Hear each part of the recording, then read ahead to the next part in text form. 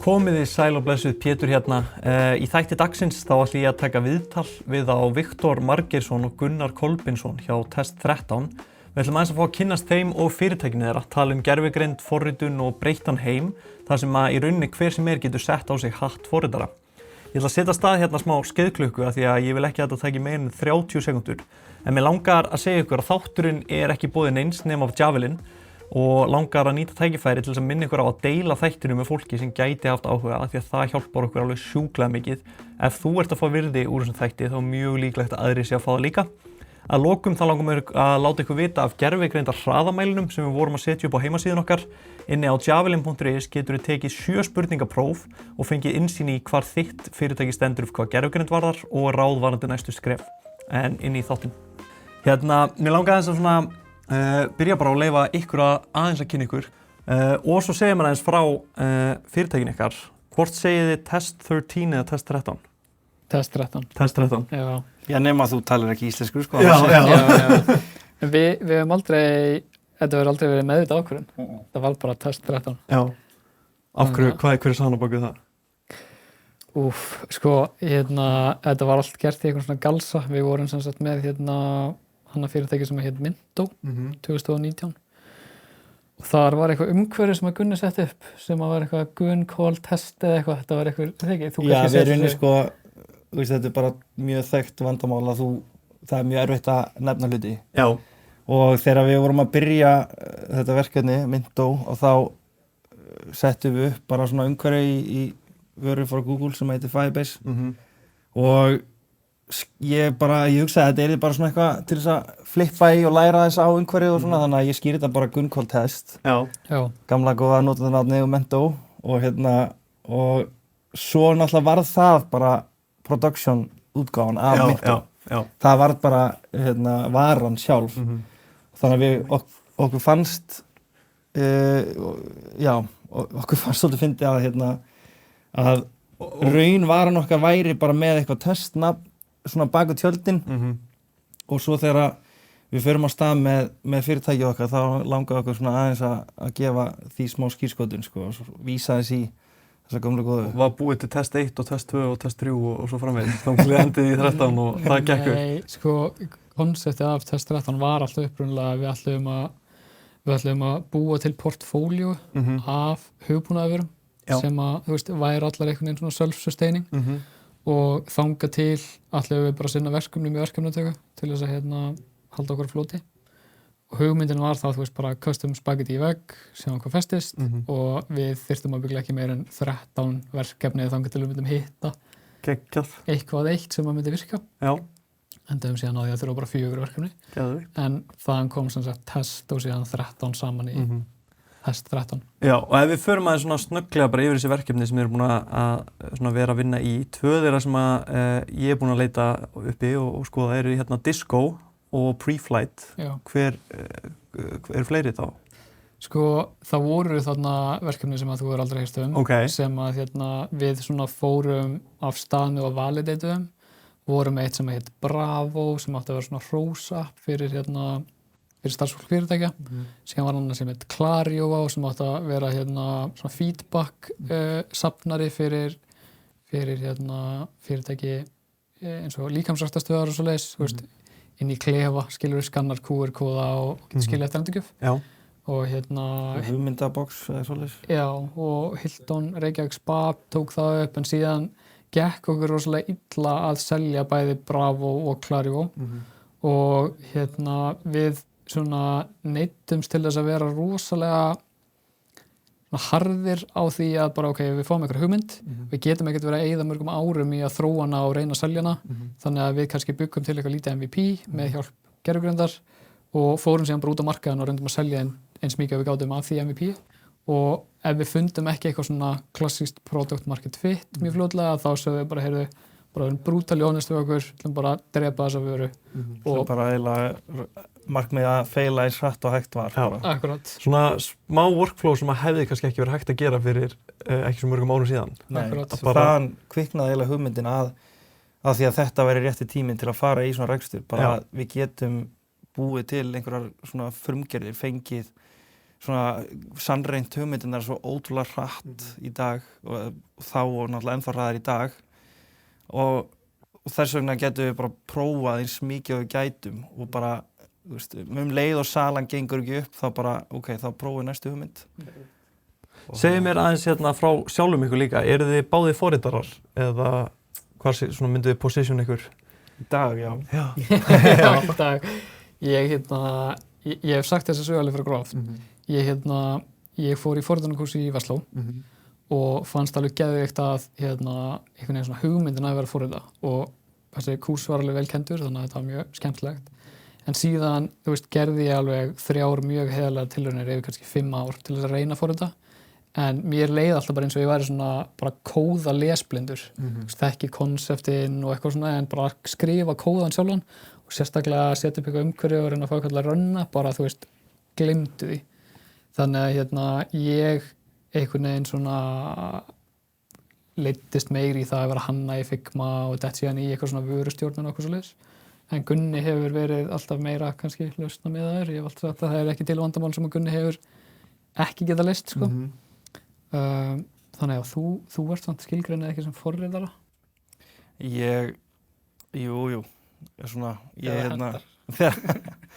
Nei, þú veist, ég bara, tók einmitt þennan sama forritunarkúrs í Vestló og skráði mig svo í nám í háskólanum í einhverju bara ótengdu, bara í iðnaðarverkfræði.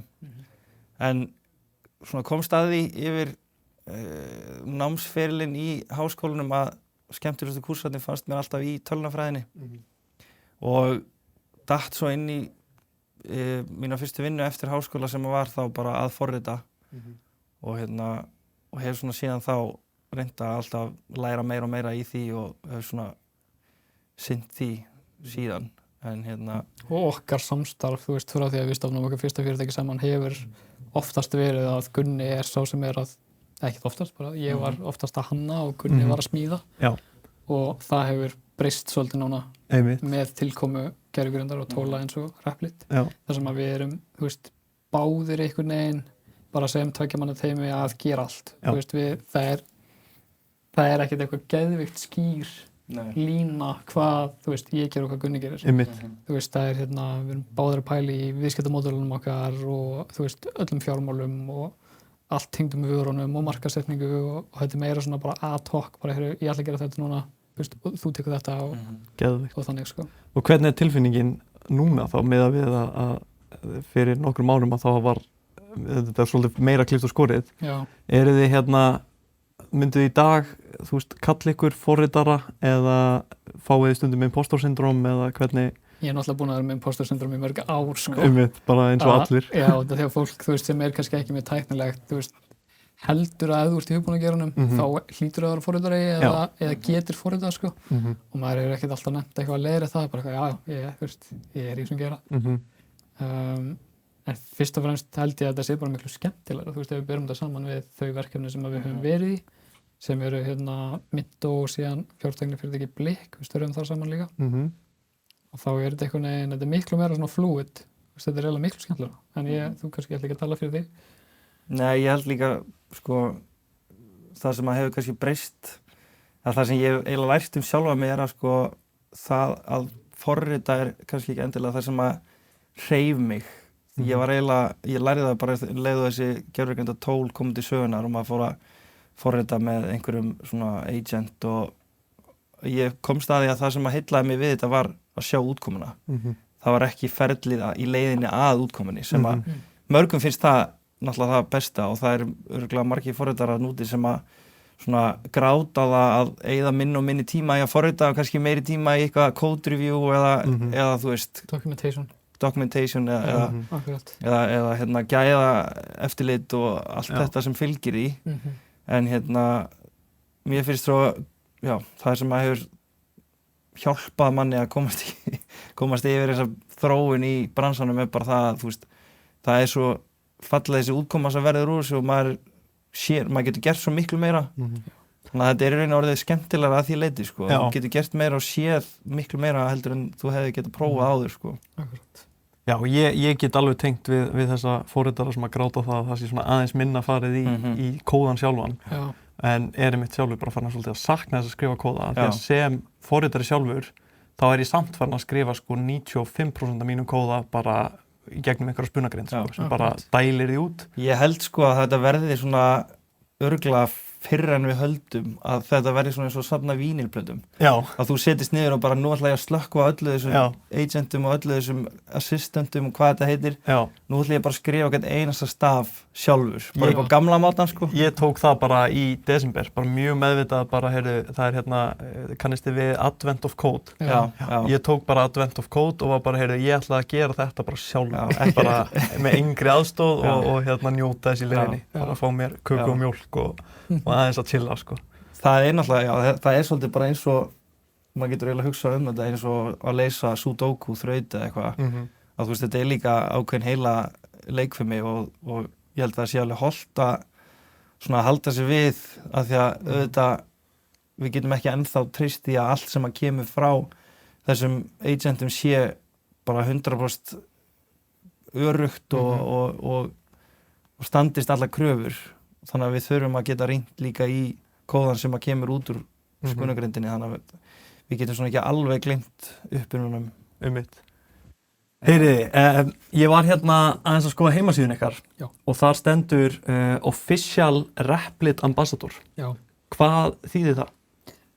Það þýðir að við erum í prógrami hjá Replit sem er svona ambassador prógram og það kom til vegna þess að góðir vinur okkar Kjartan og Jón hjá Núna.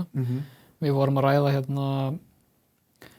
ræða sko hvernig þessi hugbúnagerð er að breytast með tilkomu gervigreindar og þá er kóði, þú veist, orðin töluvert ódýrari heldur en hann var og núna er ekki bara forritara sem að skrifa kóða, heldur kannski einhver eins og ég, bara einhver vörustjóri og þegar að kóði fer að vera svona, hugbúnagerð fer að vera svona miklu ódýrari að þá svona svitsast í jafnvægið einhvern veginn í rekstra hugbúnaðarfyrirtækjum þar sem að kannski meira fjármagn eins og með getur farið í distribution, sölu og markaðssetningu.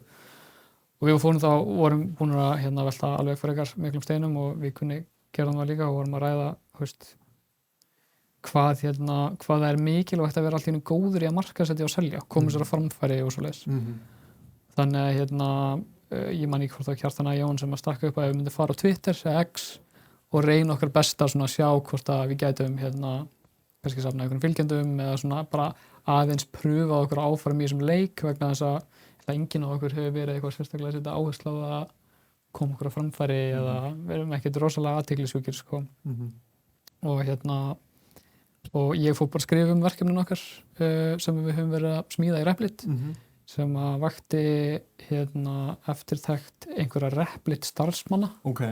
Og ég fekk skilaboð þarna frá stofnandi Replit, Amjad heitir hann og úr því var það okkur var búið að koma í þetta ambassador program sem að snýra aðalega því að bara gefa þeim endurgjöf, hjálpa þeim að gera Replit betra og erum í Slack channeli með öllu dev og product teiminu þeirra að pröfa nýja featuresa og hjálpa þeim að gera verðina betri sko. Þannig að það er mjög gaman og það hefur líka kannski gefið okkur tækifæri að vera með eitthvað svona smá edge út af því að við höfum aðgengið þá að tækni sem er ekki í boði annars staðar og þótt hún sé kannski eitthvað svona smá hálfböku og þá virkar hún kannski bara rosalega vel samt í því sem hún á að vera að gera. Geðveikt. Það er mjög gaman að þessi að koma til okkar í þáttinn núna því að við erum búin að vera svona svolítið undanfarið að tala mikið svona þetta vibe coding og allt þetta sko. Þannig að ég held að þeir hlustendur sem eru búin að vera að hlusta á alla þætti séu núna svona konum með góðan grunn til þess að hlusta á þennan þátt sko. Það setur hlutina aðeins í samhengi. Að gera það sko og fyrir þá sem eru kannski að hlusta í fyrsta skipti þá er Replit bara plattform þar sem maður getur farið inn og maður getur skrifað upp forrit með í rauninni bara texta. Nú getur talað við að ensku eða þess vegna íslensku og fengið það til þess að rissa upp vörufirði. Það sem að svona fyrir mér hefur verið geggjað við Replit og reynda líka Lovable og svona er að þau taka þig alveg frá A til Ö. að þau hjálpaði líka við að setja í loftið og bara svona gera tæknilegu hlutina sem að hinga til hafa verið kannski minnst aðgengilegir þó maður sé með ChatGPT eða eitthvað. Akkurat. Og það sem að Replit, svona markmið hjá Replit að eins og við tölum áðan, sko, hver forritari og hver ekki forritari og markmið hjá Replit bara að allir séu forritarar í rauninni og að allir geti bara tekið þessar hugmyndir sem að hafa kannski lifað í kollinum og ekki fengið að sjá dagsins ljós og bara prófa þær áfram og gert þær með nánast, eins og þú segir, eingöngun tungumálinu. Já. En var einhver sérstök ástæða fyrir að þið völduð Replit frekar heldur en Claude Code eða Lovable eða Cursor eða eitthvað sambærilegt tól? Sko, Replit náttúrulega fyrirtæki sem búið að vera til alveg talsvert lengur en þessi AI-bylgja. Og ég vita af Replit og fylgst með í alveg, örugglega 8 ára eða eitthvað. Þar sem að Replit byrjaði sem bara svona leið til þess að geta byrjað að forrita á fljótlegan hátt, þurfa ekki að setja upp einhvern textaritil í tölvunniðinni og þurfa ekki að kunna að installa einhverjum hugbúnaði eða einhverju umhverfi eða slíkt. Heldur rauninni Replit gerði það kleift að byrja bara að skrifa kóðan og gera það bara í gegnum vafran í tölvunniðinni, bara í gegnum Chrome eða Safari. Og þegar að Replit byrjar svo að þessa AI vegferð, þá fannst mér það tilvalinn staði til þess að prófa af því að þeir eru búin að vera svo lengi með þennan kóðaritil og með hýsinguna á verkefninu og bara eru fullt af verkefni sem hafa verið knúin áfram á Replit í gegnum tíðina. Þannig að ég hugsa að sá partur væri orðinn þroskaður hjá þeim og þá væri þá kannski sniðugt að prófa að skrifa hugbúnað frá grunni þar og sjá bara hversu langt við komumst á þessum agent. Og af því að þá vissi ég að Replit myndi hugsa allt hitt og það væri bara, myndi virka vel. Það er ástæðan fyrir okkur við prófum það. Já, fyrir það vorum við báðir í vinnu áður en að ég hjá núna og Gunni á Blik og við vorum eiginlega búin að taka ákvörðun báðir að hætta og fara að gera eitthvað sjálfur. Og Gunni náttúrulega, í þeirri stuði að hann gæti þess bara forritað allt sjálfur. En ég fór að leita síðan af einhverjum svona tólum og pröfaði með alveg Bubble, höfðu það ekki það? Ekki þannig. Það er meira svona no-code drag and drop tól en alveg mjög extensive og síðan pröfaði ég líka WAF 0 sem að Vercel með og Lovable og Gunni síðan, við erum búin að fylgjast með Replit og pröfaði sjálfur bendi mér á Replit og það var eiginlega fyrsta tólið af öllum þessum sem ég pröfaði. Það sem ég fann líka bara svona, wow, þetta bara klikkar, þetta meikar sens fyrir mig allavega. Og út af því að þegar að við vorum líka ákveða að vinna saman, að þá vorum við alveg að reyna að leita leiða til þess að gera mig kannski aðeins meira valuable í vöruþróuninni sjálfri.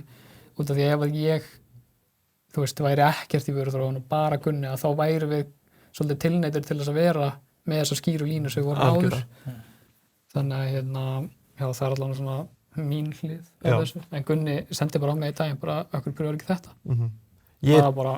Ég dýrka þetta af því að bara að þetta er algjörlega að lækka þröskuldin þegar kemur að því að draga fólk inn í vöruna. Akkurat. Þannig að maður hefur verið í, af því að ég hef líka verið í bara alls konar sprótafyrirtækjum og svona það sem að þú ert einhvern veginn svolítið í vöruþróun eða bara alls ekki. En ég sé alveg fyrir mig núna að ef ég væri að þróa einhvern hugbúnað í bara stóru teimi og það kemur einhver og segir, heyrðu, gætirðu laga þetta og gert þetta svona.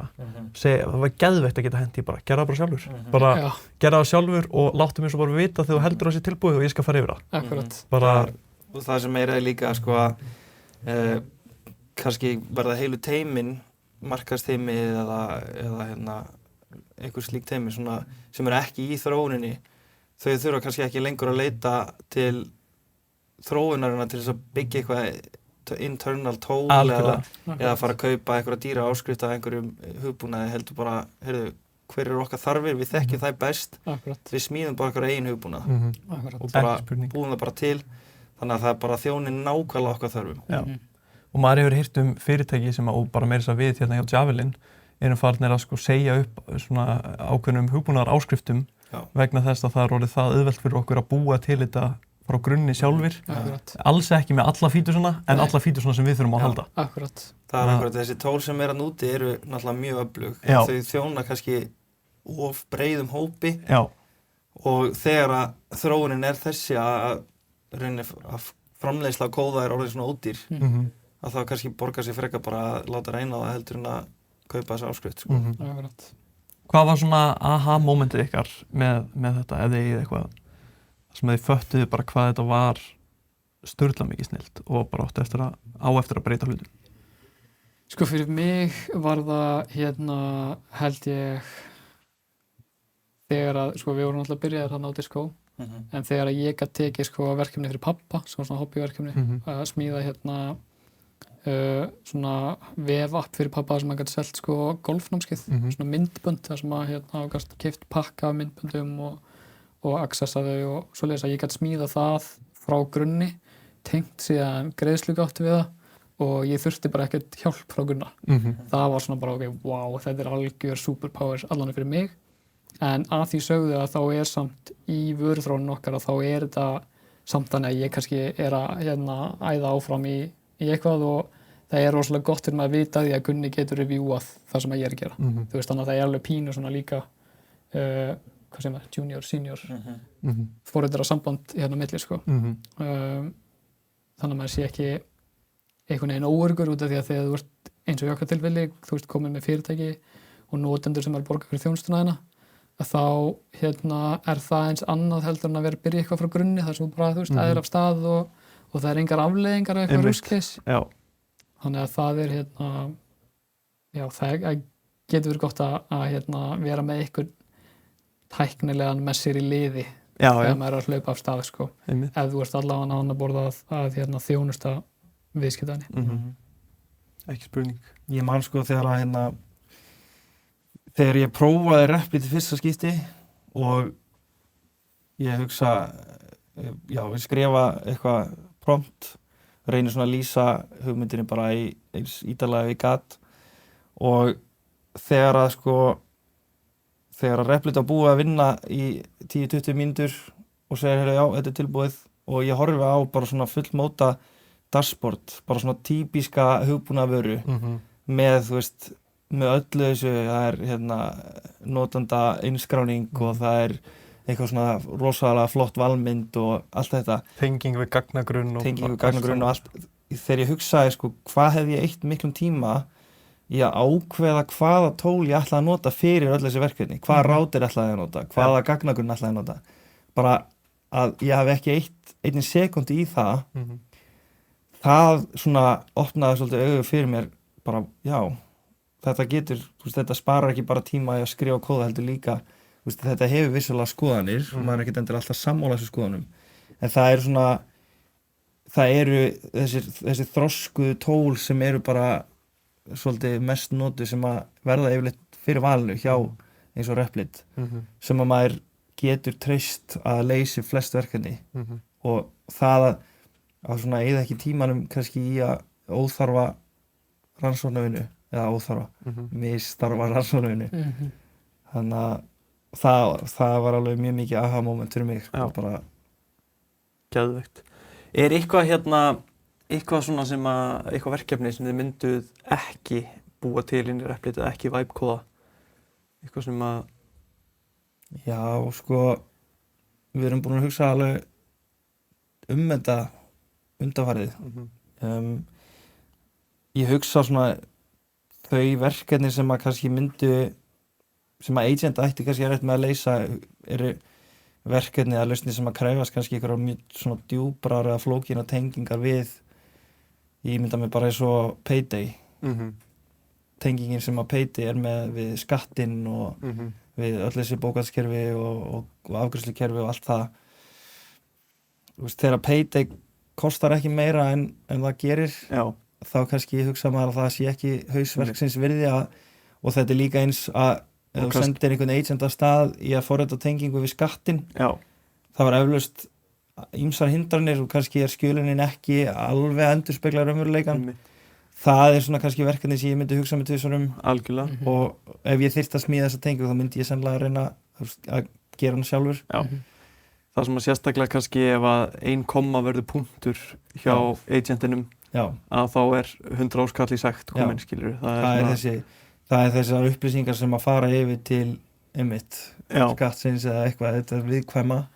Líka bara know-howið, einhvern veginn sem þú þarfst að hafa á, þú veist, íslenskum lögum og reglum og umhverju og eitthvað svona, þú veist, þú outsourcar það ekki rosalega auðvitað til agentsins, sko, þannig að ef þú ert ekki fluent í þessum reglum og lögum, þú veist, nú þegar að þá var agentin ekkert að fara að bjarga þér. Nei, einmitt.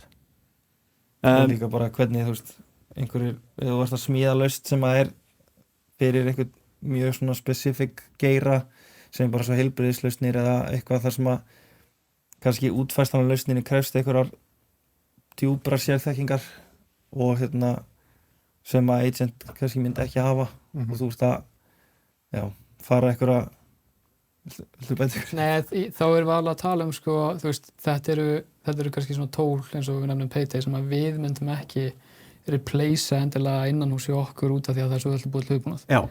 Við erum til dæmis núna búin að skrifa eigið CRM-kerfi. Við líka. Já, akkurat. Bara mjög þægilega ógeðslega opinionated CRM-kerfi. Þannig að þú veist, við tókum CRM-tólið sem við vorum að nota og ættum að borga fyrir það og gerum okkar eigið, en við myndum ekki gera það fyrir Payday út af því að kostnaðurinn eins og Gunnar segir, við Payday ekki það mikill og hausverkunum við að búa til væri of mikill með við sko virðis og verður að spara þér. Algjörlega. En ef þú ert á annar borð sérfræðingur í lækningum og vilt sjálfur fara að búa til hugbúnaðarfyrirtæki að þá, og þú ert með þetta know-how og þessa þekkingu, en ert kannski ekki forriðari, að þá get ég samt alveg ímynda mér að slíkur einstaklingur gæti búið til mjög flotta vöru með ykkur eins og Replit út af því að hann eða hún er sérfræðingur á sínu sviði. Þannig að það er svona önnur hlið á þessu. Svo eins með Replit og öll þessi tóla, það yfirleitt geturðu alltaf hoppað inn í kóðan sjálfur og farið bara að skrifa kóðan. Þú getur náttúrulega valið að sleppa því að nota þennan agent og forrita bara upp á gamla mátan, eins og við segjum. Og það verður auðvitað valkostur að gera það fyrir svona viðkvæma parta af lausninni sem þú ert að vinna í. Þannig að það er kannski ekki, sko, það er einhver hugmyndir sem að ég hef heyrt sem að ég hugsa að hendi alls ekki fyrir þessi tól, en það er auðvitað svona ákveð verkefni innan kannski hugmyndana eða innan lausnina sem að maður myndi ekki alltaf testa í blindni. Einmitt. Já. Algjörlega. En þetta er augljóslega bara þegar fólki farið að segja upp tólum til þess að geta búið til, að því við geta bara búið til sín eigin svo ódýrt og eitthvað svona, að þá er þetta bara barrier to entry orðið svo rosalega lágur. Akkurat. Mér langar aðeins að færa fókusin yfir á að þið brutu LinkedIn í vikunni. Þegar ég setti geggjaða auglýsingu og ég ætla bara svona að lesa rétt úr henni. Það sem að þið ætlaði að sýna, þið segja við hjá Test 13 ætlum að sýna á svört og hvítu hvers konar skilvirkni er hægt að ná með gervigreind í hugbúnaðargerð og bjóðum öllum sem hafa fengið tilboð frá stórum hugbúnaðarhúsum eins og Advania eða Origo 60% afslátt á sama verkefni. Já. Hvaðan kom hugmyndin? Hugmyndin kom vegna þess að við vorum að gera tilboð í svona ágætlega stórt verkefni og eitt af þessum stóru hugbúnaðarhúsum gerði líka tilboð í sama verkefni sem var 5-falt dýrara en okkar tilboð og þá fórum við að velta því fyrir okkur. Gunni kom með hennan góða punkt. Það eru mörg verkefni sem að verða aldrei að veruleika út af því að fólk fær svona tilboð í andlitið og hugsa bara, þetta er of dýrt og alltaf flókið, ég get aldrei gert þetta.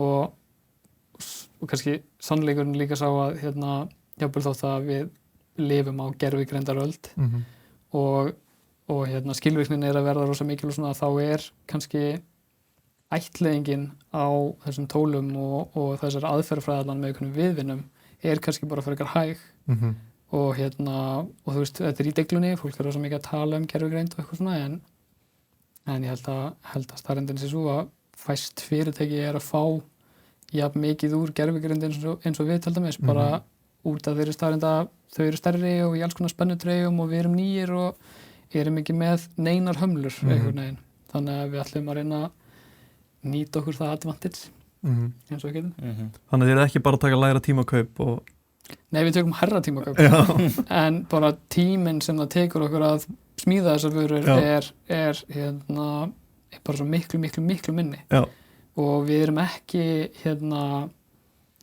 þú veist ferð til svona hefðbundið hugbúnaðarhús í dag og með eitthvað verkefni og þú veist tíminn sem það fer í að hanna lausnina eða spjalla við verkefnastjóra eða vörustjóra eitthvað scoping á verkefninu og þú veist þetta kannski endar í mörg 100 klukkutímum á meðan við erum miklu meira ad hoc bara þú veist, græðum þetta bara svona Þetta er bara eins og við tölum í byrjun hvað tekur stuttan tíma að búa til frumgerð og þegar það tekur svona stuttan tíma og það er svo lítil fyrirhöfn að ítra hugbúnaðinn það er inn í staðinn fyrir að eyða miklum tíma í að plana og ákveða og svona þá bara er kannski hægt að kóða hann upp og sína bara, er þetta erum við að fara í rétta átt hérna eða hvernig Ég sá mitt á Twitter daginn, það var bara verið að tala það er bara orðið svo auðvelt að búa til frumgerð að hugbúnaði að ef þú mætir á fyrsta fund með ekkert tilbúið þá ertu bara ekki að standa þig sko.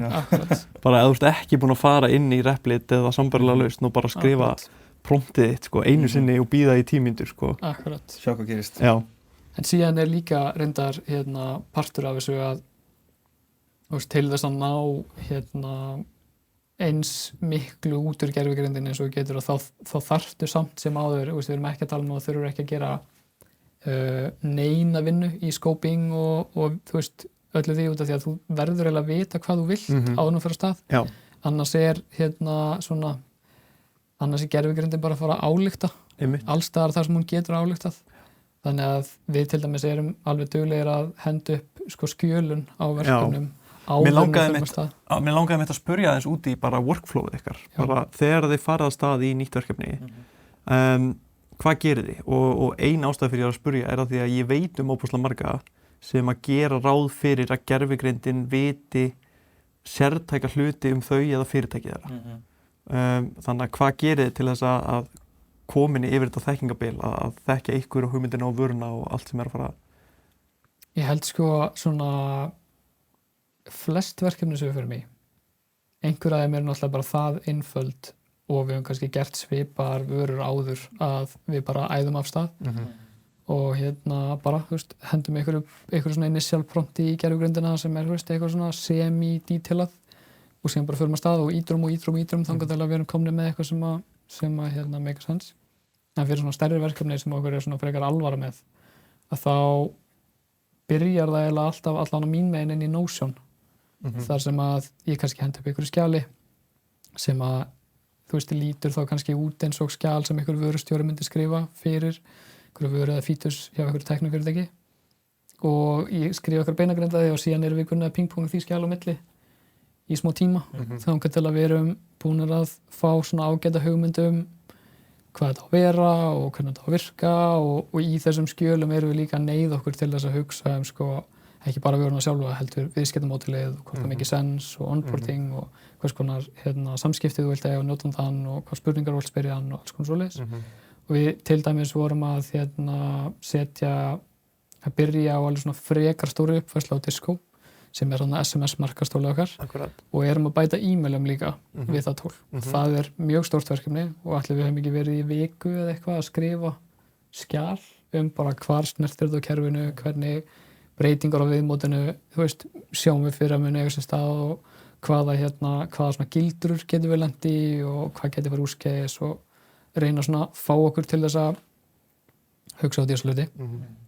Og þegar þú ert búin á því að þá einhvern veginn er gervigrindin með svo ótrúlega gott kontekst og það eru miklu færri eins og að segja svona bil þar sem að gervigrindin getur hoppað inn í og ályktað. Það er alveg klárlega þannig að ef við náum að skrifa hnitmiðaðri prompt þá erum við náttúrulega bara minni tíma í það að fara fram og tilbaka og biðja breytingar eða slíkt. Þannig að þegar þú ert búin að fara í gegnum þetta ferli að hugsa þetta svona mikið og bera upp þessar spurningar, við erum bara mjög duglegir að spyrja hvern annan bara eins og við séum í einhverju hitasæti bara en hvað er þetta og hvað er hitt og þá er rauninni þá getur við að adressa bara leið og skrifa promptið af því að við vitum þá nokkurn veginn líka hvaða rauninni göt agentin mun reyna að fylla inn í og reynum jafnvel að skrifa promptið bara þannig að ekki gera þetta heldur. Já. Og það sem getur líka verið stundum gott að taka kannski einhverja afmarkaða þætti í svona skjölum, einhvern veginn kafla eða eitthvað og henda honum síðan inn í gervigreind. Eins og ég mjög oft með ChatGPT og Replit hlið við hlið til þess að fá ChatGPT til að hjálpa mér að skrifa promptin eða til að hjálpa mér að móta hugmynd. Þannig að ef ég að gera eitthvað sem að ég vil kunni kannski gera eitthvað annað og með þetta svolítið petty að vera eitthvað fá 2 tíma hjá Gunna bara til þess að áttum að hvernig ég vil eitthvað takki verði eða eitthvað eða eitthvað notandaflæði, eitthvað sem ég ætti bara að geta klára sjálfur skilur að þá kannski tala ég við ChatGPT og fæ hann það til að og fyrir hlustendur hún gervigreindin það ChatGPT segi ég alltaf þetta einmitt bara fyrir hlustendur þá þetta mjög viðurkennd aðferð sem heitir metaprompting þar sem að maður að láta eina gervigreind búa til í rauninni promptið eða kvaðninguna fyrir sjálfa sig eða næstu gervigreind sko. En þið búið til þessi skjöl sem eru greinilega mjög nákvæm og vel úthugsuð þið eigið miklum tíma í þau setjið þið allt skjalið inn í einu sem prompt eða eru þið að búta þetta niður og vinna þetta skref fyrir skref? Ég hef allavega bara hent þessu öllu inn. Það? Og lætur svo bara malla í bara 4 tíma eða eitthvað? Bara... Já, það sem náttúrulega gerist allavega á þeim tíma sem við höfum verið að nota Replit að agentin í Replit til dæmis þegar við byrjum hann vann samfleytt án aðstofar í kannski 10 mínútur eða 20 mínútur eitthvað streitt en gera það núna, í 6 tíma streitt. Þannig ég fengið agentinn til þess að, ég man ekki hvort það eru 6 tímar eða eitthvað til að runna, samfleytt, bara með rosalega góða skjölun og síðan eins og í Replit þá getur þú queuað, mörg prompt og síðan getur þú bara stigið frá og þá bara, kannski nokkur stór og fleiri lítil prompt sem eru bara queuið í eitthvað svona, í eitthvað röð og hann fer síðan bara að japla á hverju prompti, og eftir öðru. Þetta einmitt eitthvað sem bara svo í pluggi smá sem við förum yfir á framhaldsnámskeiðin okkar, þar sem við erum að kenna á agents og svoleiðis lausnir sko, að þetta hefur verið mælt og það eru mælikvarðar á bakvið það sem að kallast long running tasks, löngverkefni og á 7 mánaða fresti að þá tvöfaldast tíminn sem að besti erindrekinn eða agentinn ræður við í svona long running tasks. Þannig að þetta passar algjörlega það sem þið eru að segja. Þegar þið byrjaði að nota Replit þá var þetta kannski 20 mínútur eða eitthvað. 7 mánuðum seinna hefur þetta orðið 40 mínútur. 7 mánuðum seinna 80 mínútur. Þannig að við erum farin að sjá bara núna einhverja klukkutíma safnast upp sko og búumst við því eftir 7 mánuði þá er það búið tvöfaldast sko. Og við sjáum eins og okkur að kostnaðurinn okkar við að nota Replit agentinn svona on average $10-12 per klukkutími. Já, einmitt. Þannig að ef hann getur runnað á hverjum einasta degi í 8 tíma streitt fyrir $80 að þá ertu með rosalega hvata. Pældi að borga forritara 10 skall á dag fyrir að vinna allan daginn. Akkurat. Í fullum fókus, að rita og texta, Akkurat. Skrifa náttúrulega margfalt hraðar. Já, akkurat. Bara, þetta er galið.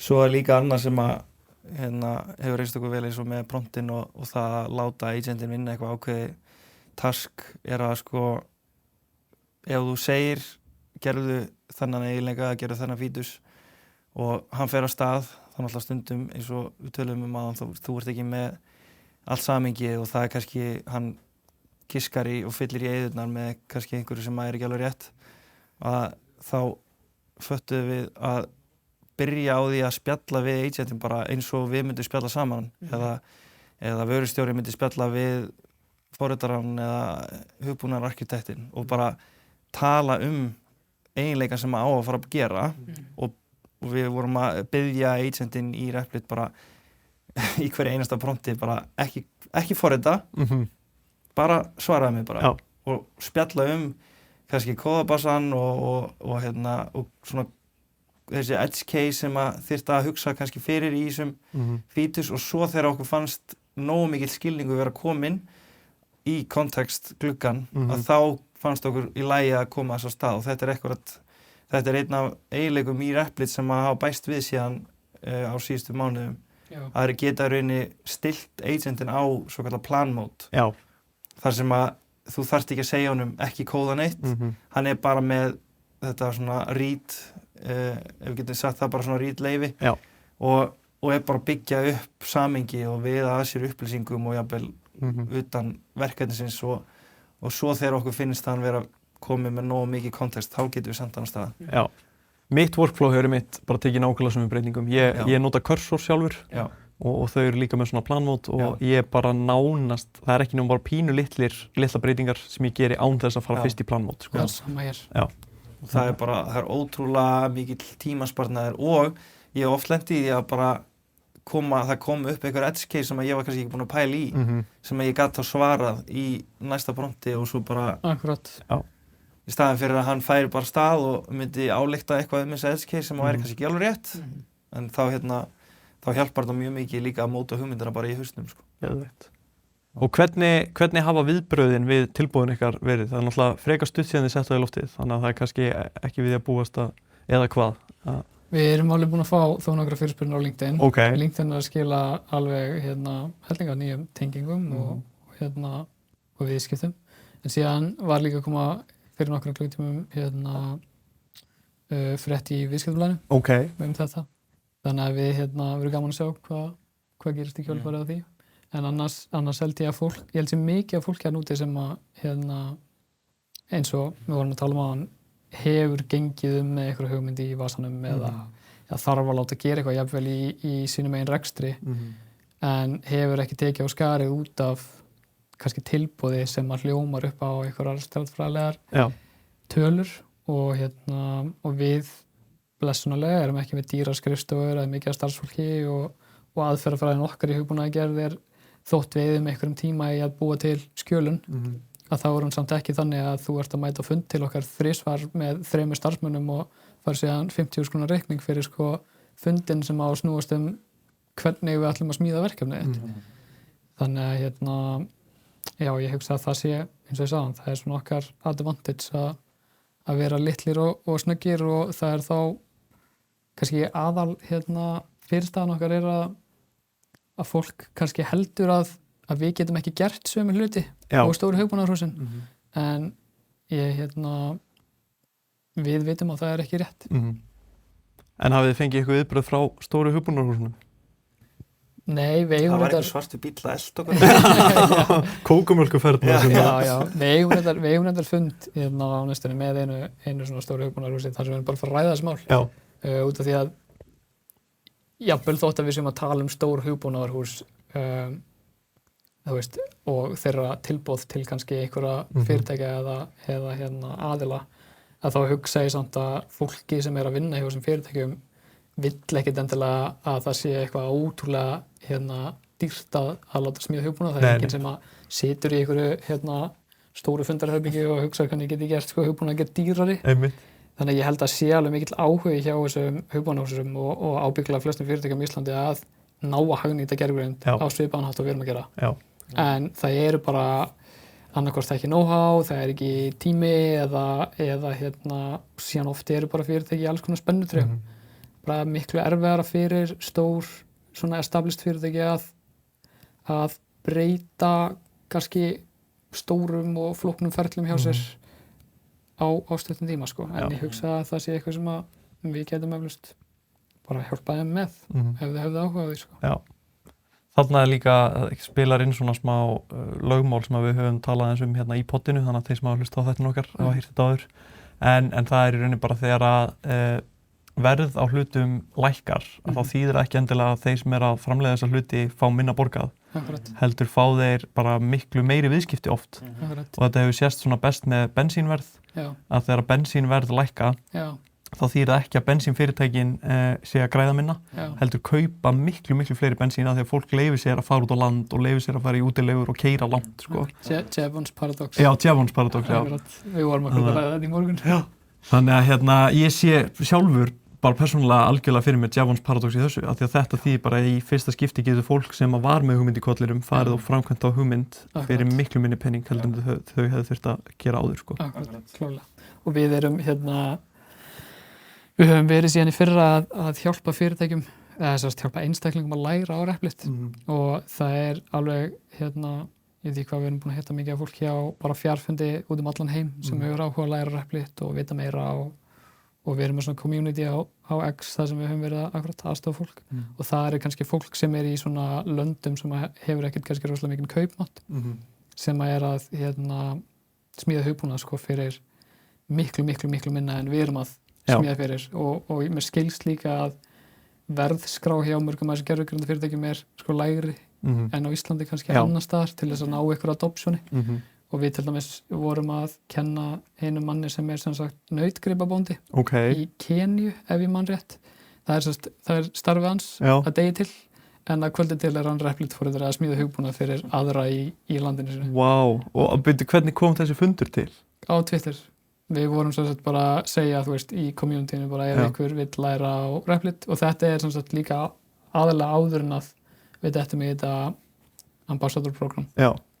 Að þá langaði okkur líka bara að vita, þú veist, hvernig fólk raunverulega hvort að hver sem gæti byrjað þú veist, að smíða hugbúnað með bara enga tæknilega þekkingu út af því að mér fannst þetta að vera ofurkraftur fyrir mig en ég var samt með eitthvað tæknilega þekkingu og það virðist vera að gerast að fólk út allan heim sem hefur bara aldrei heyrt einhverjar if-lúpur eða gagnagrunna eða eitthvað bara að fara að smíða hugbúnað út af því að það rakst og vart á eitthvað á Twitter. Geðveikt. Hvernig haldið þið að núna bara að framtíð forritunar verði? Haldið þið... Ég ætla að leyfa þér að taka það. Það er rosalegt að koma með spá hérna. Rísa spurning en við erum alltaf búin að vera að sjá ótrúlega breytingar. Já. Sko, ég sé þetta nú samt þannig, ég er svona, glasið hálffullt hjá mér, að ég held að forritarar sitja ekki með höndum. Ég held að eins og við eins og tölum þetta Jevons paradox að það verða bara fleiri hugmyndir og það verða fleiri verkefni sem að hafa kannski krafist handa okkar, þú veist, eitthvað sem við höfum þurft að gera í höndunum eða hlaupa með pappíra á milli bygginga, þú veist, það kannski fleiri ferlar og fleiri verkefni að úti sem að þarfa og verður hægt að sjálfvirknivæða eða setja á svo stafrænt form, þannig að ég held að eðli starfsins forritari að fara að breytast mjög mikið og sé að fara að færast kannski meira í áttina því að vera, kannski verðum við bara allir eða öll vörustjórar að einhverju leyti, vörustjórar yfir 100 agentum og það verður náttúrulega ennþá mikilvægara fyrir okkur að vera öll svona með puttan á púlsinu þegar kemur að öryggi, hugbúnaðar og slíkt af því að við þekkjum það bara ef það er eitthvað á vefnum hann úti sem að einhver foundational model eru búin að læra af sem kannski bara tóm steypa eða kemur í ljósa einhver öryggisgalli að það verður það komið í allar hugbúnaðarvörur. Við þurfum þá að vera á tánum líka og geta stýrt í hvað og geta brugðist við. Þannig að ég held að sko að öryggi og svona cyber security verði alltaf bara mikilvægara og eins og ég segi, bara geta móta sér hugmynd í kollinum hvernig kannski heildarmyndin á hugbúnaðanum og bara á kóðabassanum á að líta út. Þú veist, það getur vel verið að það komi sér vel að vera bara að allir séu með svona hugbúnaðararkitekt í sér. Ég veit líka eins og í þessum vibe coding community sem að maður þá er maður búin að sjá fólk vera að óska eftir sko forritara, bara eins og pípara. Bara ég með vöru, hún var að virkar ekki lengur, ég vantar hjálp. Já. Og fá þá kannski einhvern forritara til þess að stökkva inn í greina, laga og koma í svona afmarkað björgunarverkefni. Og það er ég held að þetta verði líka allavega til skemmri tíma. Ég held að því meira sem að vibe coding einhvern veginn nær flugi, því meira mun vera einhver eftirspurn eftir svona emergency forritara. Þannig að en kannski ekki alveg. Það kannski bara business hugmynd. Já, ég meina fólk neyðarþjónusta. Já, fólk alveg tilbúið að borga, þú veist, hátt tímagjald. Já. Ef það kannski bara borgaðir fyrir 4 tíma. Já. Eða eitthvað. Þú veist, með einhverja vöru núti sem að bara brotnar. Já. Og eru búin til tekjur. Já. Að þá bara heyrir ég emergency forritara, borgar helling, svo bjargar tekjunniðinum og Geðveikt. Það þetta, ég var ekki búinn að pæla í þessu, en þetta bara meikar ógeðslega mikið sens. Já, ég er bara búinn að sjá meira og meira af ykkur svona, þú veist, emergency, ég þarf foreldra núna. Já. Og síðan einn strákur sem með okkur í þessu, Replit Ambassador programmi sem bara með foreldra bara á, hvað segir maður? Á Speed-dial. Já. Bara ef eitthvað fyrir úrskeiðis, hann bara hringir hann í hann, borgarnum, þú veist, 1-2 tíma. Já. En annars hann að sinna, þú veist, langmestu vinnunni í vöruþróuninni. Brilliant. Þetta var allavega þeir sem að taka þessum breytingum fagnandi og eru með þessa sérþekkingu að vera forritari. Ég held að þeir eftir að gera mjög vel. Já. Ég held að þeir sem að fara í fílu út af því að heimurinn er að breytast, þeir eiga eftir að eiga kannski erfitt uppdráttar á næstunni. Já, það ég er alveg sammála því og ég held að eitt svona stærsti hæfileiki sem að fólk getur verið með akkurat núna er adaptability, viljinn til að breyta hvernig það er að vinna hluti, sko. Akkurat. Líka bara geta til þess að koma hugmyndum frá sér og mannlegan máta. Þú veist, það allt í einu við erum hægt að skrifa kóða í einhverjum svona mjög fastmótuðum forritunar tungumálum og við erum farin að tala við gervigreind bara með okkar tungumáli og þá skiptir náttúrulega ennþá meira máli að geta átt samskipti, gera okkur skiljanleg og geta komið einhverju sem að býr í kollinum á okkur niður á blað, að það er orðið bara mjög mikilvægur hæfileiki. Sammála. Hafið þið upplifað eitthvað svona einhverja mótspyrnu eða backlash svona við það að setja ykkur out there sem gervigreindar notendur first? Ég held að svona það eina allavega í mínu keisi í svona samtölum sem að ég hef átt er að bara leiðrétta fyrir fólki að þetta sé ekki bara til þess að búa til prototípur eða demo eða ykkur MVPs. Þetta er tækninni komin á þann stað og okkur finnst við að hafa saman með verkefnunum okkar að þú getur tekið eitthvað hugbúnaðarverkefni frá 0 og upp í 1 í Replit og það er ekkert verra, gæðin er ekkert verri heldur en einhvers staðar annars staðar ef einhver manneskja skrifar það. Þannig að ég held að það sé svona the myth sem að maður er svona konstantli að reyna í banka. Já. Það er...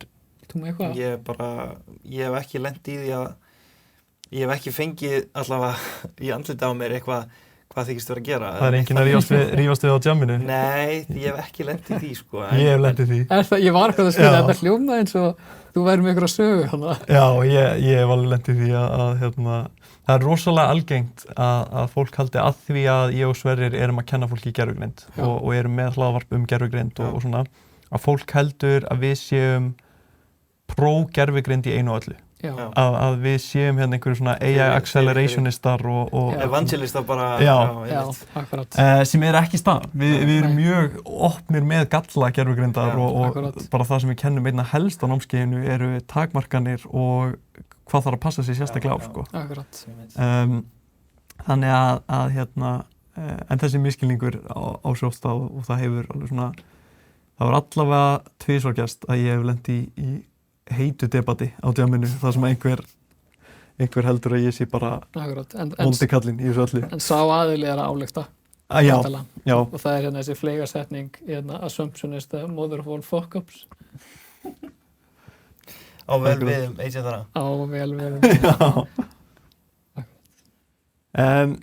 En hvað er svo planið með test 13 og vörurnar? Ætlið að halda teiminu eitthvað litlu, ætlið að skala þetta á eftir að koma í ljós?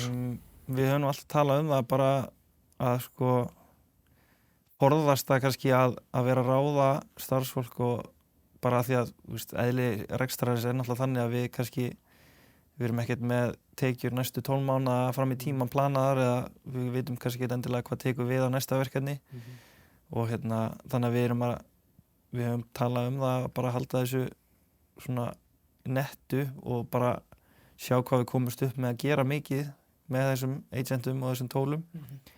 Þannig að það er kannski ekki, við ætlum ekki að stækka í þeim skilningi án þess að vera eitthvað fastir á neinu, sko. Við bara tökum svolítið einn dag í einu, bara á eitt verkefni í einu. Já, það sem við erum líka svolítið að finna út úr er eins og með Disco. Það gengur mjög vel og við vorum að ráða okkar fyrsta sölumann í Discoið, þannig að það er kannski, þú veist, á þeim að þeirri hliðir ekstrains þar sem við þurfum mögulega kannski einhvern tímann að stækka bara við þurfum að finna leiðir til þess að distribúta vörunum okkar allavega þeim vörum sem við erum að smíða fyrir okkur sjálfa og þú veist, stundum taktíkin kannski að partnera með einhverjum stundum það að vera, þú veist, 50-50 í einhverju verkefni með öðrum sem að bara bera ábyrgð á distribution en í tilfelli Disco þá vildum við ráða inn starfsmann sem að sinnir bara sölu og bara að keyra á markaðinn, að educata markaðinn og ég held að það hefur verið mjög góð ákvörðun en kannski eins og Heiðar og Gunnar við erum mjög varlega í það að taka ákvörðun að stækka. Það flækjur sem að fylgja því að fjölga hausum. Það eins líka bara þessi við tölum hvernig hugbúnaður að breytast og eitthvað þetta umhverfi að breytast svo ört sko, að það væri kannski leiðilegt að vera komið með her starfsmanna og svo bara allt í einu búið að kippa stofunum undan rekstrinum þannig að við svona við viljum reyna að byggja þetta upp bara hægt og örugglega sko. Brilliant. Svo það verður enda búið þegar þessi þáttur kemur út en í kvöld þá ert þú með fyrirlestur eða ekki Gunnar? Já. Á gervigreindarbransanum og mér langar að byrja kannski á að gefa bara smá shoutout á gervigreindarbransan sem bara frábært framtak sem að ég er enda sjálfur bara, það hefur hitt hann á, ég er alltaf upptekinn, ég er að fara í fyrsta skipti í kvöld en Sverrir hefur farið á alla og talað mjög vel um þetta við mig. Viltu segja mér aðeins frá erindinu þínu og svona? Já, erindið við erum búin að velta mjög mikið fyrir okkur í þessum SaaS hugbúna að gera og eins og Viktor talaði um áðan þá byggðum við okkar eigið CRM-kerfi til þess að hjálpa okkur með söluna og með viðskiptavinum okkar. Þannig að okkur fannst svona tilvalið að tala setja þetta svolítið tvennt í samhengi. Hvað að gerast í þessum SaaS-heimi? Hvernig hver þróunin kannski næstu ár? Þú veist, hvernig verðstrategíur og svoleiðis að fara að breytast?